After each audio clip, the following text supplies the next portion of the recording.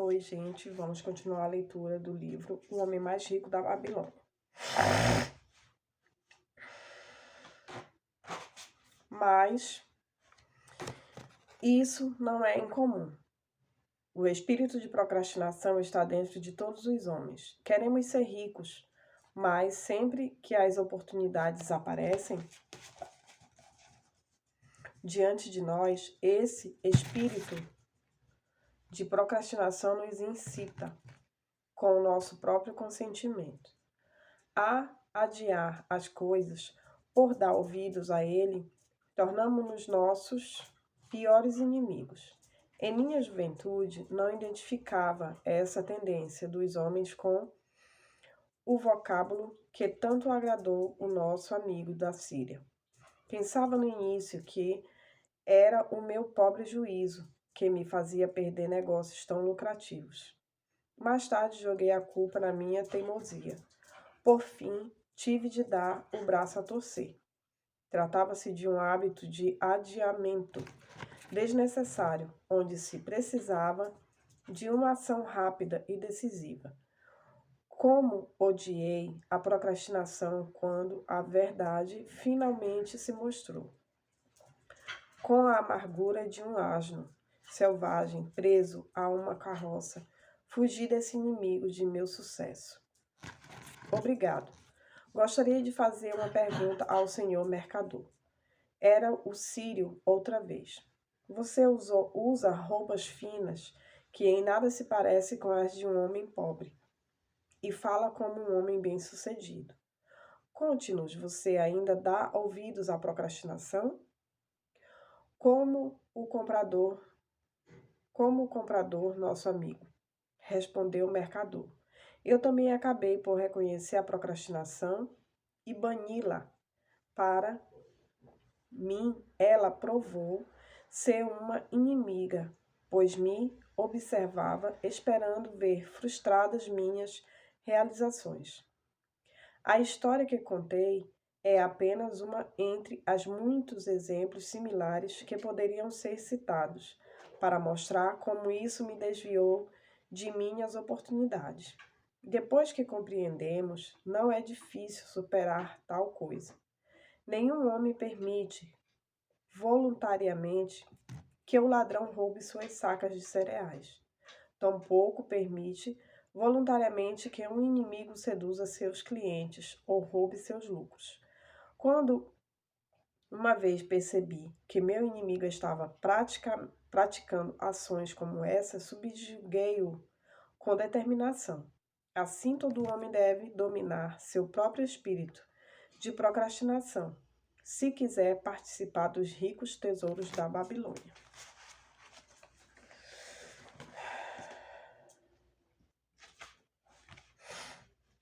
O que diz Arcade?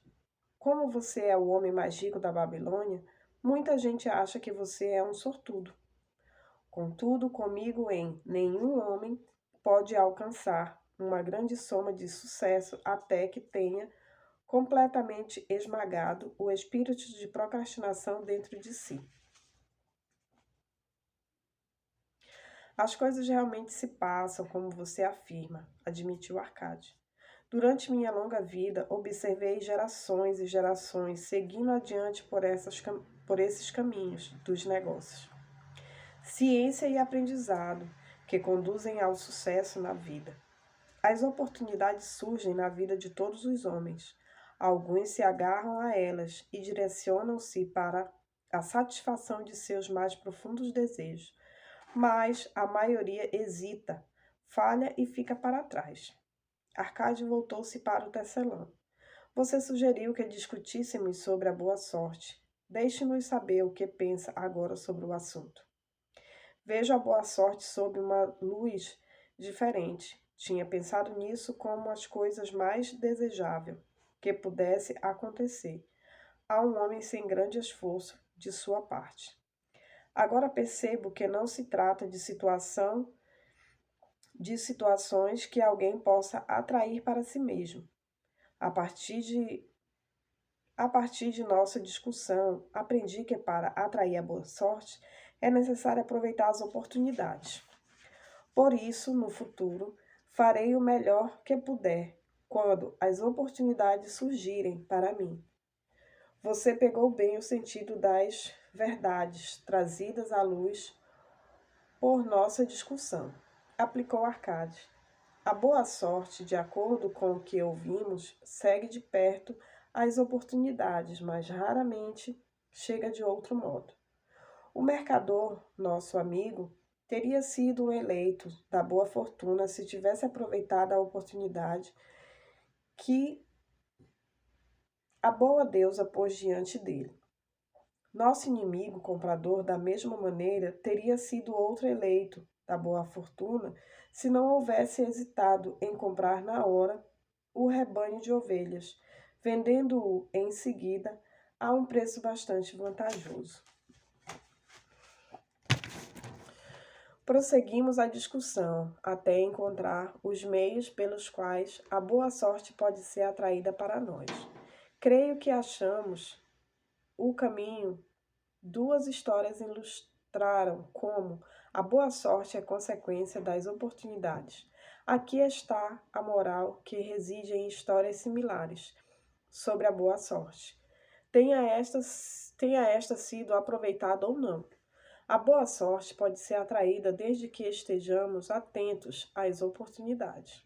Aqueles que se mostram ávidos por aproveitar as oportunidades para o seu próprio êxito atraem o interesse da boa deusa. Ela está sempre ansiosa para ajudar aqueles que lhe agradam, e os homens de ação são os que mais conseguem isso. A ação os conduzirá ao encontro do sucesso que vocês tanto desejam. Os homens de ação são favorecidos pela deusa da boa sorte. Que lição, né, gente? Então, se você...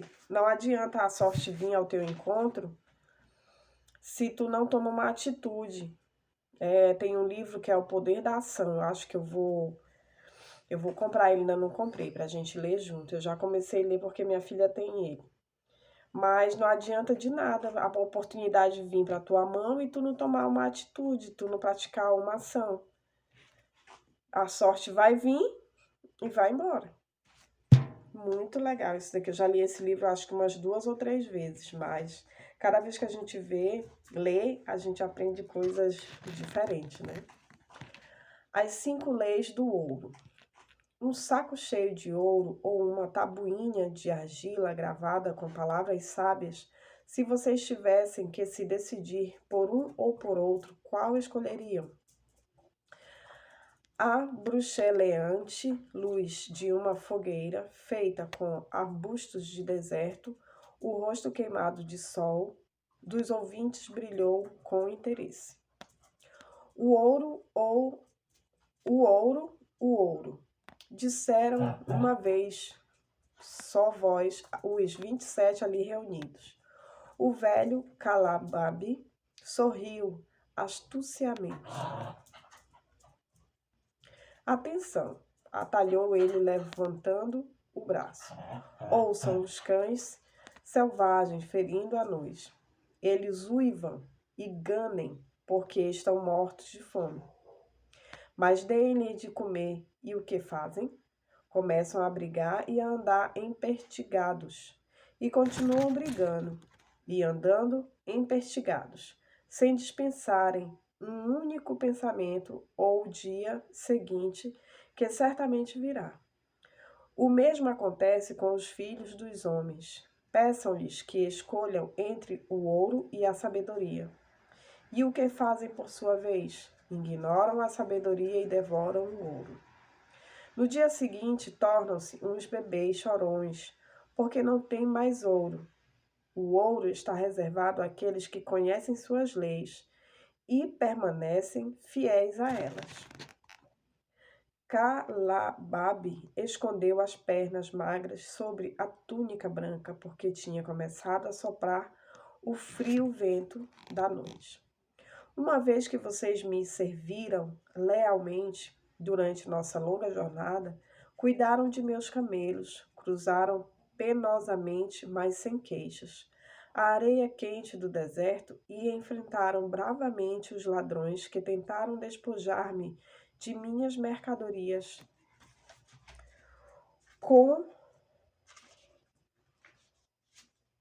Contar-lhes-ei esta noite a história das 5 leis do ouro, uma história diferente de qualquer outra que já tenha ouvido antes. Ouçam com profunda atenção minhas palavras, pois, se conseguirem assimilá-las apropriadamente, terão condições de reunir no futuro uma grande fortuna. Para causar efeito, fez uma pausa sobre um dossel azul. As estrelas brilhavam no céu, claro como o cristal da Babilônia. Atrás, o grupo prendia firmemente suas desbotadas tendas ao chão contra as possíveis tempestades de areia. Mas para o lado achavam-se os grandes fardos de mercadoria, caprichosamente empilhados e cobertos por eles, não por peles. Próximo dali, o rebanho de camelos espojava-se na areia, alguns ruminando, satisfeitos, enquanto outros dormiam, enchendo o ar com seus roncos. Você nos contou muito boas histórias, Calababe, disse o chefe dos enfardadores. Confiamos em que sua sabedoria nos guie até o dia seguinte. Quando então teremos concluído nossos serviços contigo? Falei-lhes de minhas aventuras em terras estranhas e distantes, mas esta noite quero tecer comentários sobre a sabedoria de Arcade, um homem venturoso e tarimbado. Ouvimos falar muito dele, confessou o chefe dos enfardadores, pois foi o homem mais rico que já viveu na Babilônia. Sim, ele foi realmente o mais rico, e isso porque sabia, como nenhum outro homem antes dele, como ganhar dinheiro. Esta noite falarei sobre os seus grandes conhecimentos de acordo com as informações que Nomazir, seu filho, me comunicou há muitos anos, em Nínive, quando eu não passava de um garoto. Meu patrão e eu mesmo ficamos uma vez até tarde da noite, no palácio de Nomazir.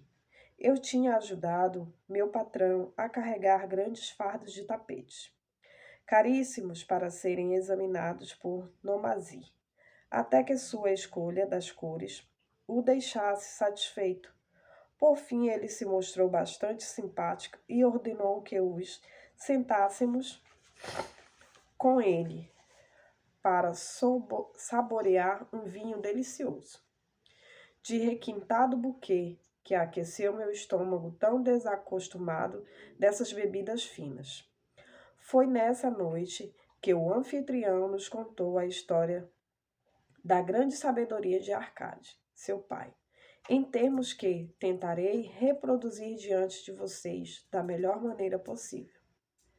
É costume da Babilônia, como sabem, que os filhos de pais ricos vivam na casa paterna, na esperança de herdarem seus bens. Arcade não aprovava tal costume.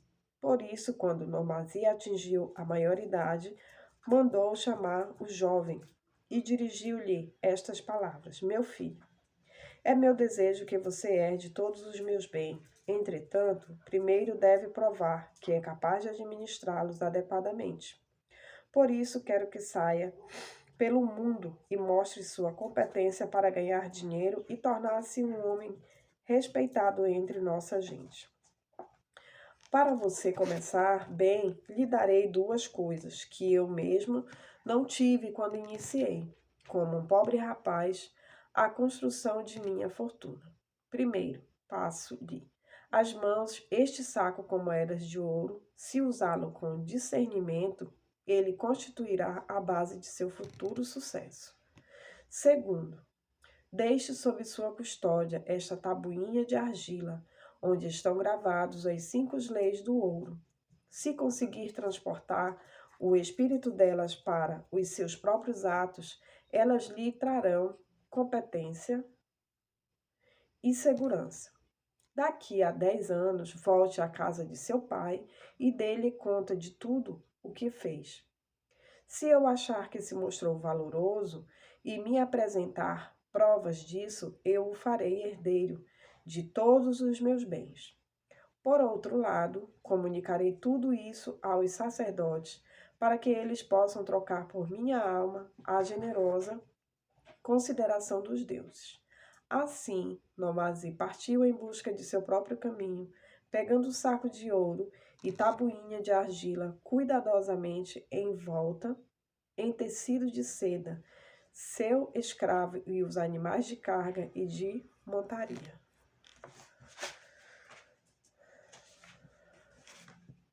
Os 10 anos se passaram e Nomazi, como tinha sido combinado, retornou à casa do pai, tendo este providenciado uma grande festa em sua homenagem, e para o qual convidara grande número de amigos e parentes.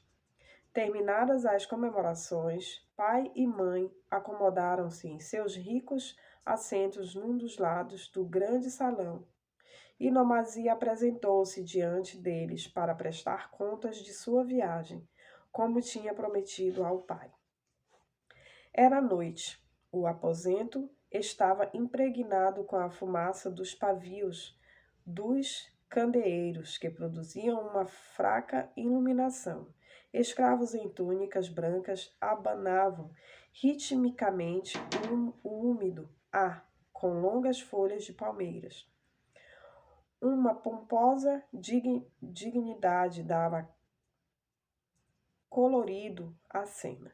A esposa de Nomazi e seus 2 filhos, ainda pequenos, com amigos e outros membros da família, estavam sentados sobre tapetes atrás dele, ouvindo avidamente. Meu pai, começou a dizer Nomazi, cheio de respeito, inclino-me diante de sua sabedoria. Há 10 anos, quando me achava às portas da maioridade, o Senhor incentivou-me a partir e a tornar-me um homem entre os homens, em vez de permanecer nesta cidade com um vassalo de sua fortuna. E me deu um saco com moedas de ouro, e me concedeu liberalmente as atenções de sua sabedoria. Quanto ao ouro, ai de mim, devo admitir que não o usei com perícia. Ele fugiu de minhas inexperientes mãos como a lebre selvagem foge para a primeira oportunidade do jovem que a caça. O pai sorriu indulgentemente. Continue, meu filho, sua história. Me interessa em todos os seus detalhes. Decidi ir para Nínive, uma próspera cidade, acreditando que ali encontraria oportunidades. Juntei-me a uma caravana e fez entre seus membros numerosos amigos. Ali também se achavam 2 homens bem-falantes que tinham um belíssimo cavalo branco, rápido como o vento. Enquanto viajávamos, eles me disseram que havia em Nínive um homem riquíssimo, dono de um cavalo tão veloz que nunca tinha sido derrotado. Por sinal, não acreditava que pudesse existir cavalo mais corredor que o dele. Por isso, estava disposto a apostar qualquer soma, por mais alto que fosse, em como seu cavalo venceria qualquer outra em toda a Babilônia. Mas, comparado aos deles, zombavam meus amigos. O animal do niniviano não passava de um pangaré que podia ser batido com facilidade. Propuseram-me, então, como se estivessem me fazendo um grande favor, participar com eles da aposta. Fiquei logo entusiasmado com o plano. Nosso cavalo levou uma surra vergonhosa e acabei perdendo grande parte do ouro. O pai não pôde deixar de rir. Mais tarde descobri que se tratava de um plano fraudulento desses crápulas e que eles constantemente viajavam com caravanas, procurando sempre novas vítimas. Creio que todos aqui já perceberam que o homem em Nínive era um associado deles, que dividia entre os 3 os lucros da aposta. Esse astucioso golpe me deu minha primeira lição, incitando-me a ter mais cuidado dali para frente. Logo aprenderia outra igualmente amarga. Na caravana havia um outro jovem com quem estreitei laços de amizade, Ele era de pais ricos como eu, viajando a Nínive a fim de encontrar uma posição conveniente. Não muito depois nossa chegada, me contou que um comerciante tinha morrido, deixando uma loja repleta de ricas mercadorias que poderiam ser adquiridas por um preço insignificante e uma clientela de primeira qualidade, dizendo que seríamos sócios em partes iguais, mas que antes precisava voltar à Babilônia. Para investir seu dinheiro, convenceu-me a comprar a loja apenas com a minha parte, acrescentando que a dele seria usada mais tarde para levar adiante o empreendimento. Ele adiou quanto pôde sua viagem à Babilônia, provando nesse meio tempo ser um comprador burro e um gastador insensato.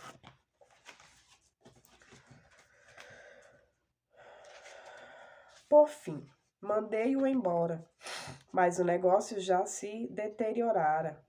A loja repleta de mercadorias que ninguém queria comprar e eu sem dinheiro para adquirir outras. Passei o que restava a um israelita por um preço desprezível. A isso se seguiram, meu pai, dias bastante amargos. Procurei emprego e não encontrei, pois não tinha profissão nem treinamento que me capacitassem a ganhar o meu dinheiro. Vendi meus cavalos, vendi meu escravo, vendi grande parte de minhas roupas para que pudesse comer e ter um lugar para dormir. Mas a escassez tornava-se a cada dia mais assustadora. Nesses dias amargos, porém, lembrei-me da confiança que o Senhor tinha depositado em mim. O Senhor insistiu comigo para que me tornasse um homem e eu estava disposto a não desapontá-lo. A mãe escondeu o rosto e chorou baixinho. Foi então que me veio à memória a tabuinha que o Senhor me dera e onde tinha gravado as 5 leis do ouro. Li com extremo cuidado suas sábias palavras e percebi que se ao menos tivesse buscado primeiro a sabedoria, meu ouro não teria ido embora. Decorei cada uma delas e determinei que se ainda uma próxima vez a deusa da boa sorte sorrisse para mim, eu me deixaria guiar pela sabedoria dos mais velhos em vez de confiar na inexperiência da juventude. Para proveito de todos os que se acham aqui reunidos esta noite, lerei as sábias palavras de meu pai gravadas sobre a tabuinha de argila que ele me entregou há 10 anos. As 5 leis do ouro. O ouro vem de bom grado e numa quantidade crescente para todo homem que separa não menos de 1/10 de seus ganhos a fim de criar um futuro para o seu futuro e o de sua própria família. O ouro trabalha diligente e satisfatoriamente para o homem prudente, que possuindo-o encontra para ele um emprego lucrativo, multiplicando-o como os flocos de algodão no campo. O ouro busca a proteção do proprietário, cauteloso, que o investe de acordo com os conselhos de homens mais experimentados em seu manuseio. O ouro foge do homem que o emprega em negócios ou propósitos com que não está familiarizado, ou que não contam com a aprovação daqueles que sabem poupá-lo. O ouro escapa ao homem que o força a ganhos impossíveis, ou que dá ouvidos aos conselhos enganosos de trapaceiros e fraudadores, ou que confiam em suas próprias inexperiências e desejos românticos na hora de investi-lo. Essas são as 5 leis do ouro, gravadas por meu pai na tabuinha, proclamo-as tão valiosas quanto o próprio ouro, como ficasse demonstrado pela continuação de minha história. Ele então encarou o pai. Contei-lhe sobre a grande pobreza e o desespero que minha inexperiência me trouxe. Entretanto, não existe nenhuma sucessão de infortúnios que não chegue ao seu fim. No meu caso, isso aconteceu quando consegui um emprego com o chefe de um grupo de escravos que trabalhavam na nova muralha externa da cidade. Usando meu conhecimento da primeira lei do ouro, economizei uma moeda de cobre dos meus primeiros vencimentos, acrescentando a ela sempre o que possível, uma moeda de prata. Era um procedimento lento, pois eu tinha de fazer despesas pessoais. Gastava de má vontade, admito, porque estava determinado a ganhar antes de completados os 10 anos, muito mais dinheiro que aquele que o Senhor meu pai me havia concedido. Um dia, o chefe dos escravos, de quem me tinha tornado amigo, disse: Você é um jovem econômico que não gasta temerariamente o que ganha. Tem procurado guardar dinheiro? Sim, respondi-lhe. Meu desejo é juntar o suficiente para repor aquele que meu pai me deu e que perdi. Posso garantir-lhe que se trata de uma ambição meritória, sábia, que o dinheiro que você está economizando pode trabalhar para você e ganhar muito mais. Ai de mim, tive uma experiência bastante amarga, pois todo o ouro de meu pai escorregou como água, e tenho muito medo de que o meu vá pelo mesmo caminho. Se tiver confiança em mim, eu o ensinarei a lidar de modo lucrativo com o dinheiro, disse ele. Dentro de um ano, a muralha externa terá sido terminada e estará pronta para receber os grandes portões de bronze, que serão erguidos em cada entrada, a fim de proteger a cidade contra os inimigos do rei. Em toda Nínive não existe metal suficiente para fazer esses portões, e o rei ainda não pensou em providenciá-lo. Eis o meu plano. Um grupo de nós juntará o dinheiro que temos para organizar uma caravana às minas de cobre e estanho, muito distante, e trazer a Nínive quantidades imensas de metal. Quando o rei ordenar a fabricação dos portões, nós, sozinhos, poderemos fornecer o metal a um preço que o soberano não se recusará a pagar. Se o rei não quiser comprar diretamente de nós, mesmo assim ainda teremos o metal, que poderá então ser vendido a um preço bem mais alto. Em seu oferecimento, reconheci uma oportunidade para aplicar a terceira lei e investir minhas economias sob a orientação de um homem sábio. Não fui desapontado. Nosso grupo foi bem sucedido e meu pequeno depósito de ouro cresceu bastante com a transação.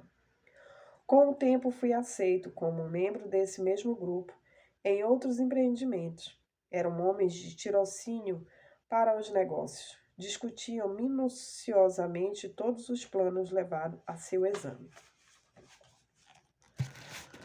Antes de se lançarem a qualquer empresa, protegiam o principal contra todas as eventualidades e não se metiam em nada em que o dinheiro investido não pudesse ser recuperado. Iniciativas malucas como o do cavalo de corrida ou da expedição pelos mares em que eu tinha entrado devido à inexperiência não teriam sido sequer consideradas por eles. Eles teriam percebido imediatamente sua fragilidade. Através de minha associação com esses homens, aprendi a investir com segurança e a garantir um retorno lucrativo para o meu dinheiro. À medida que os anos passavam, meu tesouro crescia rapidamente. Já tinha conseguido juntar muito além de tudo quanto perdera. Devido a meus infortúnios, tentativas e êxitos, pude repetidas vezes meu pai provar a sabedoria das 5 leis do ouro e ver em cada um desses momentos como estavam certas. Para quem não conhece essas leis, o dinheiro não aparece tão frequentemente e, quando aparece, vai rapidamente embora. Já para aqueles que não hesitam em utilizá-las, o dinheiro aparece e trabalha para eles como um escravo. Nomazi parou de falar e acenou para um escravo no fundo da sala. O escravo trouxe para a frente, um de cada vez, 3 pesados sacos de couro.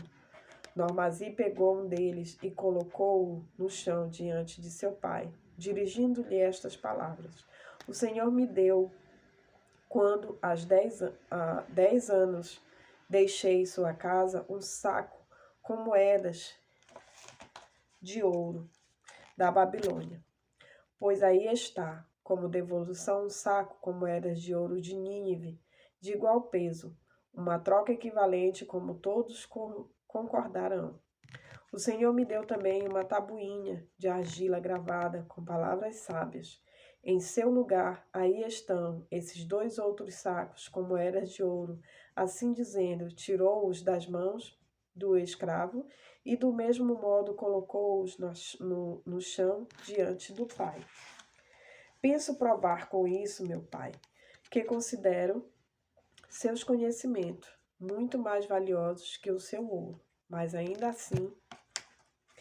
Ai, gente, que legal essa história, né?